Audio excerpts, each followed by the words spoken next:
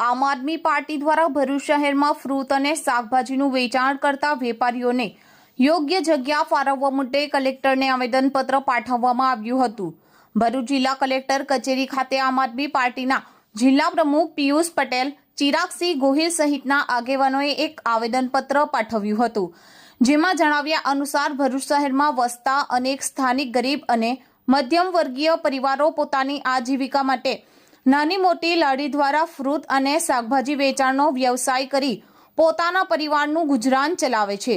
આજ દિન સુધી નગરપાલિકા કે સરકારી તંત્ર દ્વારા લારી ધારકોને કોઈ યોગ્ય અને નિશ્ચિત જગ્યા ફાળવવામાં આવી નથી, જેના કારણે મજબૂરીવશ રોડ રસ્તા ઉપર ઊભા રહી ધંધો કરે છે।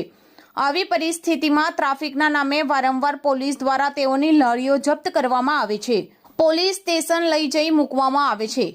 કેટલાક કિસ્સાઓમાં ગરીબ લારી ધારકો પર દંડ કરવામાં આવે છે અને અપમાનજનક વર્તન પણ કરવામાં આવે છે। તેવામાં આ લારી ધારકોને યોગ્ય વૈકલ્પિક જગ્યા ફાળવવામાં આવે તેવી માંગ કરવામાં આવી છે।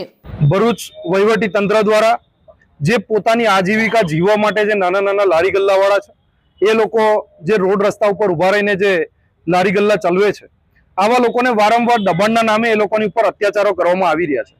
વારંવાર આ લોકોની લારી ગલ્લા જપ્તી કરવા અને આ લોકો ઉપર અત્યાચારો કરવા, પોલીસને આગળ રાખી એ લોકોને ગેરકાયદેસર રીતે એ લોકો ઉપર કેસ કરાવવા, આવા કામો થઈ રહ્યા છે।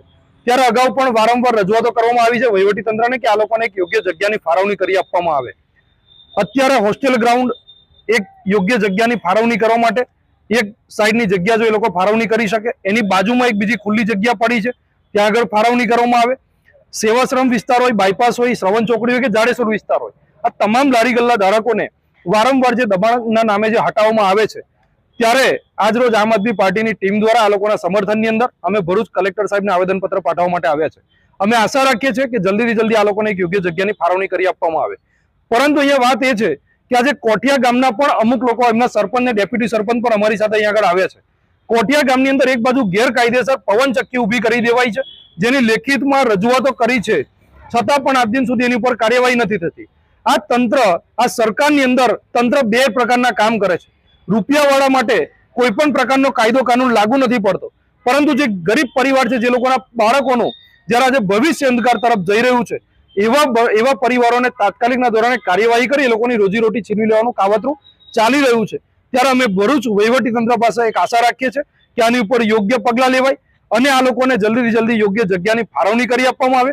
કોઠિયા ગામમાં જે એનર્જી, આપણે જે કેપી ગ્રીન એનર્જી છે, એની લાઈનો જે હટાવવાની જે કામગીરી છે, એ પણ તાત્કાલિકના ધોરણે થવી જોઈએ। તો અહીંયા આજે અમને ન્યાય મળશે એવી આશા સાથે બંને લોકો આજે અહીંયા આવેદનપત્ર આપવા માટે આવ્યા છે।